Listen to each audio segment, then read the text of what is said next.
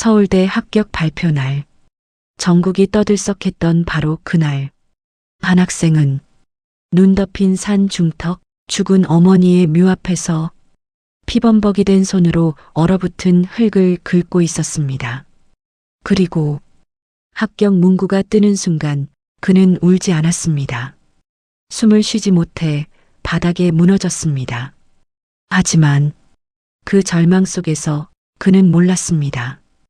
지하창고, 사채업자, 배신한 친아버지, 그리고 19년 만에 나타난 친외할아버지. 그 모든 톱니바퀴가 그 순간부터 돌기 시작했다는 사실을. 사연 시작 전 무료인 구독과 좋아요를 지금 바로 눌러주세요. 오늘 하루 행운과 따뜻한 행복이 찾아오실 겁니다. 지금 이 영상을 어디에서 듣고 계신지 댓글로도 남겨주세요. 시청자님들과 함께 따뜻한 공감을 나누는 뜻깊은 시간이 될 것입니다. 서울대 합격자 발표날. 저는 죽은 어머니의 묘 앞에서 피투성이가 된 손으로 땅을 긁고 있었습니다. 제가 서울대 합격자 발표날을 떠올릴 때마다 가장 먼저 떠오르는 건 설레는 기쁨이 아닙니다. 저는 그날 새벽부터 한기를 느끼며 산 중턱까지 걸어 올라갔습니다. 눈이 내린 뒤라 흙길이 얼어 있었고 저는 손이 얼어 감각도 느껴지지 않는 상태로 그 묘비를 향해 걷고 또 걸었습니다. 어머니 묘비 앞에 도착했을 때 발표 시간이 3분 남았다는 알람이 울렸습니다. 휴대폰 액정은 싸구려 보호필름이 깨진 틈으로 흙먼지가 들어가 있었습니다. 저는 떨리는 손으로 서울대 홈페이지에 접속했습니다. 그리고 제 수험번호를 눌렀습니다. 몇 초 뒤 흰 화면에 검은 글씨가 뜨는 순간 저는 숨이 멎는 줄 알았습니다. 축하합니다. 합격을 진심으로. 그 문장이 그대로 제 심장을 파고들었습니다. 저는 그 자리에서 바닥에 무너져 내렸습니다. 울고 싶다는 감정이 아니라 숨이 새어나오지 않아 몸이 떨리는 감정이었습니다. 저는 두 손으로 어머니 묘비를 끌어안고 얼음 같은 땅에 이마를 박으며 말했습니다. 엄마 저 해냈어요. 엄마 아들 해냈어요. 눈물이 아니라 비명이 흘러나왔습니다. 그 순간을 아무도 보지 않는다고 생각했습니다. 저 같은 고아에게 관심을 주는 사람은 없으니까요. 하지만 그 순간부터 이미 누군가 저를 지켜보고 있었습니다. 바로 제가 평생 존재조차 몰랐던 사람, 19년간 저를 찾았다는 사람, 그리고 그 사람 때문에 제 인생의 모든 톱니가 돌아가기 시작했습니다. 어머니 묘에서 울던 그 순간 휴대폰이 울렸습니다. 발신자 장호철. 저에게 그 이름은 지옥의 출입문과도 같은 이름이었습니다. 그 사람이 저를 버린 나이는 8살. 어머니를 때리고 머리끄덩이를 잡고 끌고 다니고 돈을 훔쳐 사라지고 계속된 가정폭력에 시달리다 병들어 죽은 어머니. 도박 빚쟁이들에게 쫓겨 저를 보육원 정문 앞에 던진 사람. 11년 동안 단 한 번도 찾지 않았던 사람. 그 남자가 전화를 한 이유는 축하를 위해서가 아니었습니다. 저는 그 전화를 받았습니다. 하지만 제 입에서 말이 나오지 않았습니다. 왜 전화하셨어요? 그 남자는 침묵 끝에 이렇게 말했습니다. 네가 서울대 합격했다며? 기특하다, 성민아. 아빠가 진짜 감격해서 그래. 그의 목소리는 원래 그렇게 부드럽지 않습니다. 저는 알고 있었습니다. 그건 구걸할 때의 목소리였습니다. 저는 숨을 들이쉬며 말했습니다. 필요하신 말씀만 하세요. 그러자 그 남자가 그동안 몇백 번을 들어왔던 그 말투로 말했습니다. 아들아, 아빠 좀 도와줘야겠다. 제 입에서 입김이 나왔습니다. 산 공기가 너무 차서 아니라 그 말이 너무 익숙해서였습니다. 아버지가 이 분위기의 목소리를 꺼낼 때는 늘 제가 이용당할 때였습니다. 너는 이제 돈 벌 거잖아. 앞으로 의사 될 거잖냐. 아빠가 기회가 생겼어. 저는 숨이 멈췄습니다. 그 남자는 제가 바로 그 자리에서 무너질 것을 알고 있듯 천천히 말을 이었습니다. 오늘 저녁에 좀 보자. 우리 오랜만에 보자. 가족끼리. 저는 말했습니다. 전 가족 없어요. 그러자 남자는 비웃었습니다. 피는 못 속여, 성민아. 오늘 봐야 해. 이건 진짜 중요한 일이라 그래. 전화를 끊자마자 제 몸은 다시 떨렸습니다. 춥지도 않은데 제가 그 남자를 만나러 가야 하는 이유는 하나도 없었습니다. 하지만 저는 결국 갔습니다. 보육원 원장님이 한 말 때문입니다. 성민아, 네가 너무 착해서 그래. 그 사람 변한 적 단 한 번도 없다. 저는 원장님께 물었습니다. 정말로요? 그래. 네가 서울대 갔다고 연락 오는 이유는 딱 하나다. 너를 이용하려는 거야. 저는 그때 깨달아야 했습니다. 하지만 저는 이상하게도 아버지가 진심으로 축하하는 건 아닐까? 단 1%라도 기대하고 있었습니다. 그래서 그 지옥 같은 상가로 발을 들여놓고 말았습니다. 약속 장소는 시내에서도 가장 후미진 허름한 고깃집 골목 뒤쪽에 있는 작은 상가였습니다.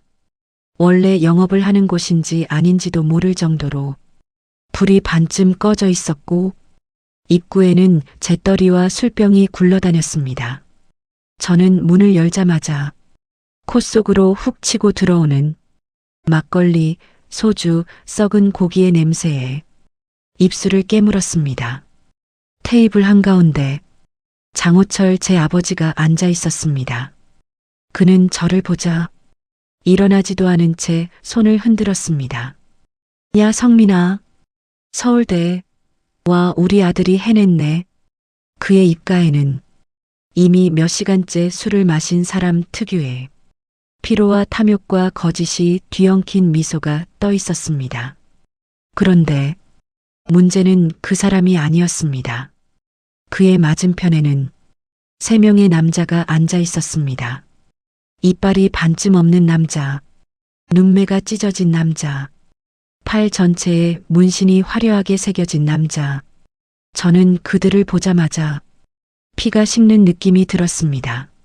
아버지, 이분들은? 아버지는 웃었습니다. 아, 손님들이야. 너한테 도움 줄 분들. 문신남이 잔을 내려놓으며 제 얼굴을 훑어보았습니다. 네가 성민이냐? 목소리는 심장 깊은 곳을 건드릴 만큼 차갑고 무겁고 사람을 평가하는 듯 했습니다. 저는 머리를 숙였습니다. 예, 안녕하십니까? 문신남이 말했습니다. 서울대 합격 축하한다. 저는 어색하게 미소를 지었습니다. 그런데 그는 이어서 이렇게 말했습니다. 덩치는 작은데 얼굴은 돈 냄새가 나네. 저는 그 말의 뜻을 그때는 정확히 알지 못했습니다. 그리고 그 무지 덕분에 저는 그 자리에서 도망치지 못한 겁니다. 문신남은 제 얼굴을 한참 바라보더니 손가락으로 탁자 위를 툭툭 두드리며 말했습니다. 자, 앉아봐라.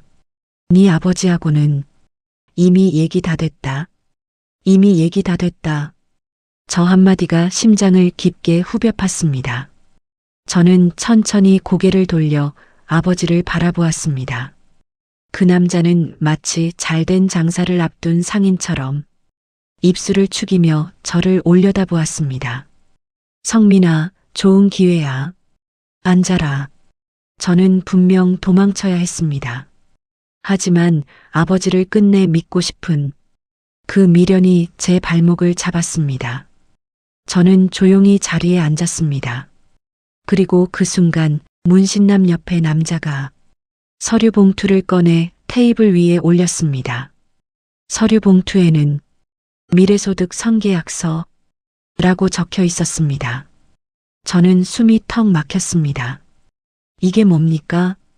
문신남이 웃으며 말했습니다. 너 이제 서울대 가잖아.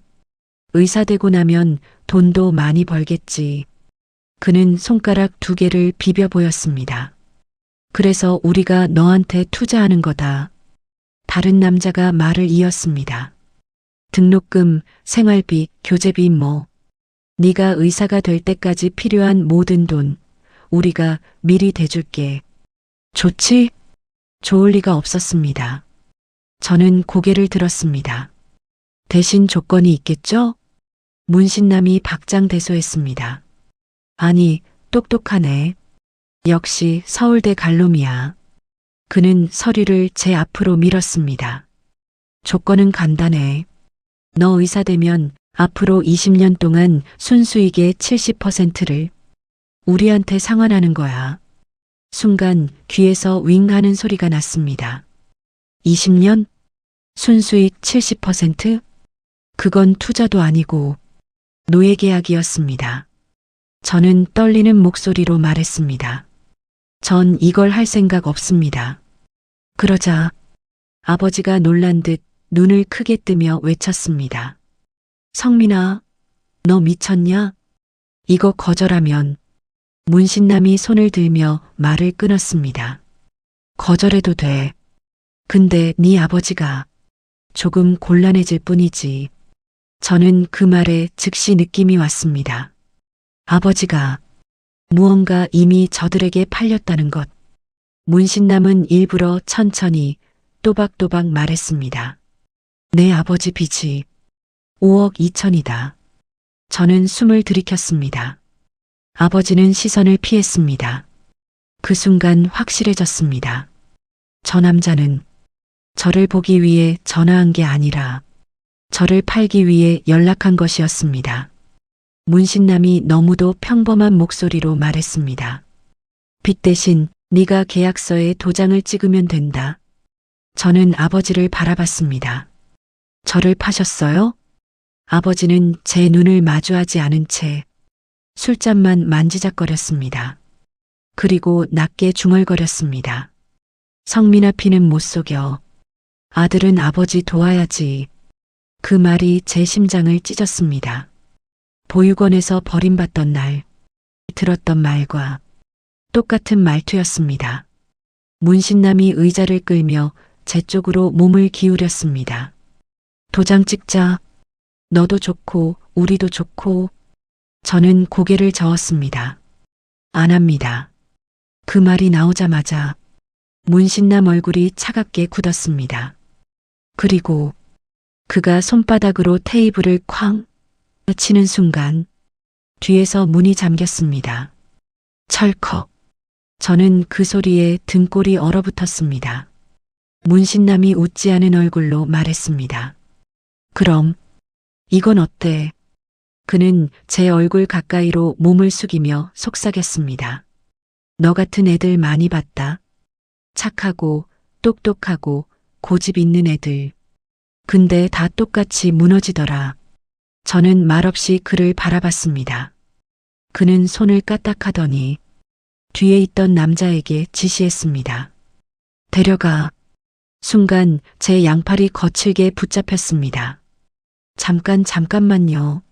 놓으세요. 아무도 듣지 않았습니다.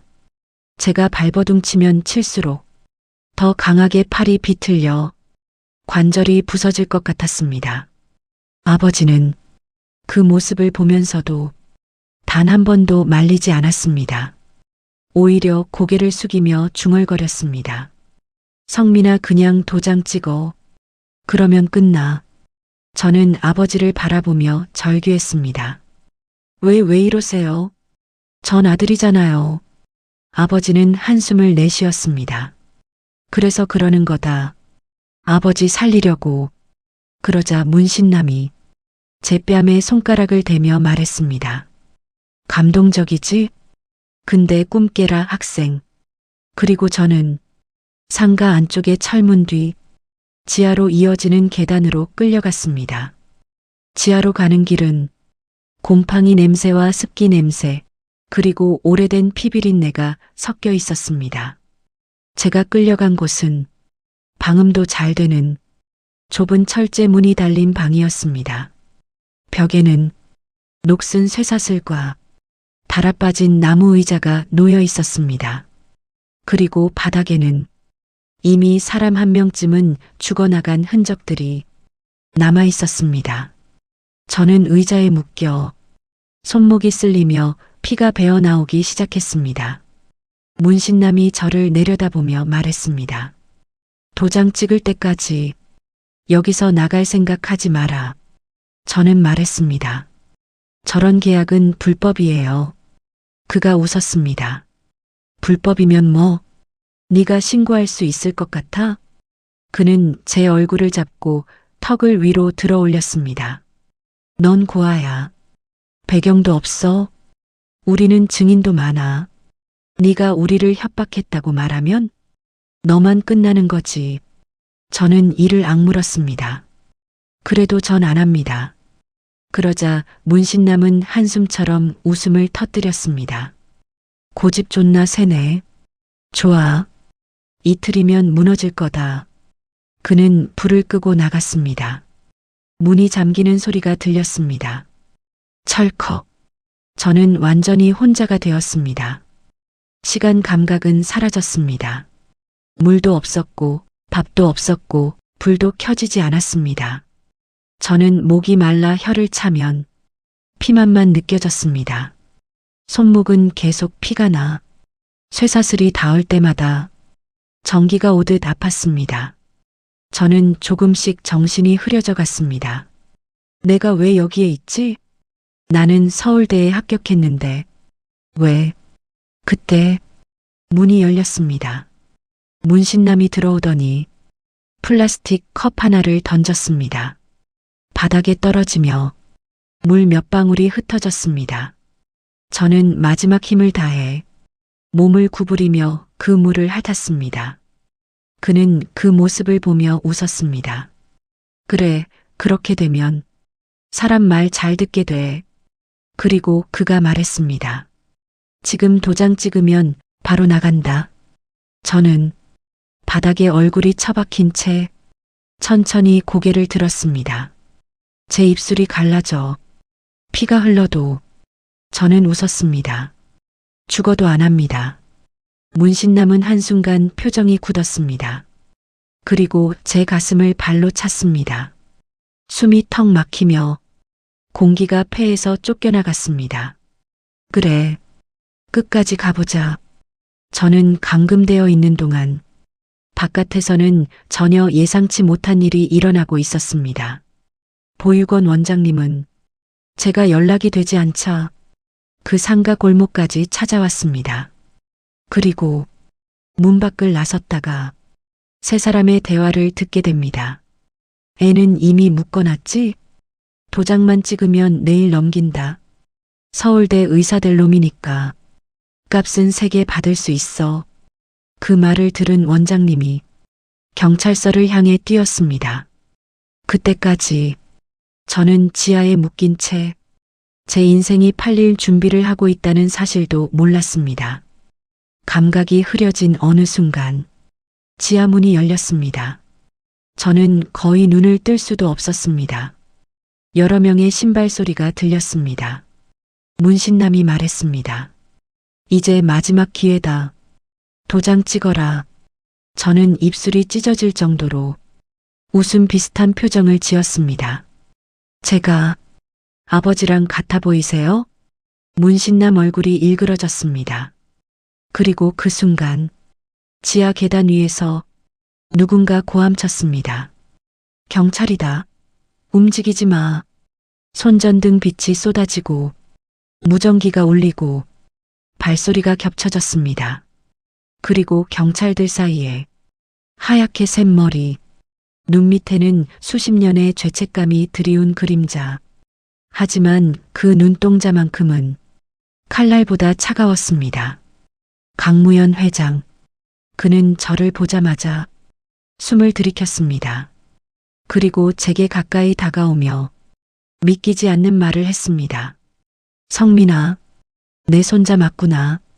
그 말은 제 심장을 찔렀습니다. 저는 얼어붙었습니다. 장호철은 기겁하며 말했습니다. 손자요? 이놈이 회장님 손자라고요? 강무연 회장은 숨을 거칠게 내쉬며 장호철을 바라보았습니다. 너는 내 딸을 죽게 만들고 아이는 쓰레기처럼 버려두고 이제 와서 손주 인생까지 팔아먹으려고 했다고? 지팡이가 바닥을 세게 쳤습니다. 저는 그 진동이 발끝까지 울리는 것을 느꼈습니다. 성민아, 정말 미안하다. 저는 그의 손을 밀어냈습니다. 저하고 회장님은 아무 관계 아닙니다. 그의 눈빛이 순간 무너져 내렸습니다. 저는 말했습니다. 저는 누군가에게 다시 버려지는 게 정말로 무섭습니다. 그 말에 그는 정말 오랫동안 아무 말도 하지 못했습니다. 그리고 저는 그 자리에서 의자째로 쓰러졌습니다. 눈앞이 새하얘지고 모든 소리가 멀어졌습니다. 며칠 뒤 병원. 저는 천장인지 하늘인지 모르는 상태로 깨어났습니다. 원장님이 울면서 제 손을 잡았습니다. 성민아, 정말 다행이다. 이제 넌 혼자가 아니야. 침대 옆에는 조용히 서 있는 강무연 회장이 있었습니다. 그는 구겨진 지갑 속에 들어있던 어머니의 오래된 사진을 꺼냈습니다. 바로 제가 보육원에서 마지막으로 본 그 사진이었습니다. 네 엄마가 너를 데리고 집을 나간 그날, 나는 그 애를 말리지 못했다. 저는 충격에 고개를 들었습니다. 왜요? 왜 어머니를 혼자 떠나게 했어요? 그는 두 손으로 얼굴을 감싸며 말했습니다. 그날도 딸에게 상처를 줘서 나는 재버리기 전에 형편없는 아버지였다. 그래서 몇 년 동안 너를 찾았단다. 딸을 잃고 너마저 잃었다고 생각해서 그의 손이 제 어깨를 붙잡았습니다. 성민아, 이제라도 가족이 되어주면 안 되겠니? 저는 숨을 들이켰습니다. 어머니 묘에서 보내던 슬픈 시간들이 한순간에 눈앞을 스쳤습니다. 저는 조용히, 아주 조용히 말했습니다. 저는 가족이 무엇인지 몰라요. 외할아버지의 눈가가 빨개졌습니다. 그럼 이제부터 알려주면 되지 않겠니? 그 말은 제 삶에서 단 한 번도 들어본 적 없는 말이었습니다. 성민아, 네가 부담된다면 나는 평생 뒤에서 지켜만 보겠다. 하지만 너를 버릴 생각은 없단다. 다시는. 저는 그 말을 한참 동안 곱씹었습니다. 그리고 천천히 말했습니다. 외할아버지라고 불러도 될까요? 그는 눈물을 삼키듯 고개를 끄덕였습니다. 그래, 성민아. 그날 이후 저는 다시 태어난 것이나 다름없었습니다. 추운 겨울이 지나고 따뜻한 3월, 저는 서울대 캠퍼스 앞에 섰습니다. 아직 차가운 바람이 불었지만 제 옆에는 제 인생 최초로 끝까지 남아준 사람이 있었습니다. 외할아버지는 제 옆에서 말했습니다. 성민아, 너는 이제 혼자가 아니다. 우리 천천히 해보자. 저는 하얗게 빛나는 캠퍼스를 바라보며 조용히 말했습니다. 가족은 태어날 때 주어지는 게 아니라 버리지 않고 남아있어주는 사람이었네요. 그리고 저는 처음으로 미래가 두렵지 않다는 걸 느꼈습니다. 어쩌면 이 기록도 누군가의 삶의 작은 참고서처럼 남을 수 있겠지요. 우리 모두의 상처가 언젠가 누군가에게 희망이나 용기가 되기를 진심으로 바랍니다. 오늘 이야기를 끝까지 들어주셔서 감사합니다. 오늘도 행복하시고 건강한 하루 보내시길 간절히 바랍니다. 다음 이야기로 찾아뵙겠습니다. 구독, 좋아요 부탁드립니다.